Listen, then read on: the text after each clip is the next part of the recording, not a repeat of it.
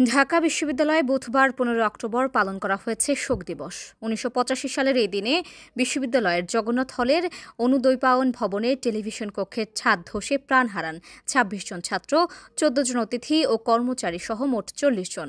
আহত হয় অনেকেই।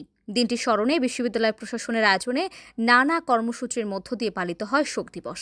এবার দুর্ঘটনার 40 বছর পূর্ণ হলো। দিবসটি শুরুতে সকালে বিশ্ববিদ্যালয়ের উপাচার্য অধ্যাপক ড.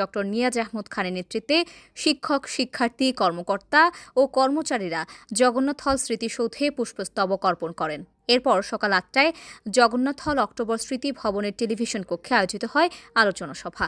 দিনভর কালো পতাকা উত্তোলন, বিশ্ববিদ্যালয়ের পতাকা অর্ধনমিত রাখা এবং কালো ব্যাজ ধারণের মধ্য দিয়ে নিহতদের প্রতি শ্রদ্ধা জানানো হয়। হল প্রশাসনের ব্যবস্থাপনায় সকাল 10টা থেকে সন্ধ্যা 6টা পর্যন্ত জগন্নাথ হল প্রাঙ্গণে নিহতদের প্রতিকৃতি, স্মৃতিচিহ্ন ও তথ্য প্রমাণাদি প্রদর্শন করা হয়।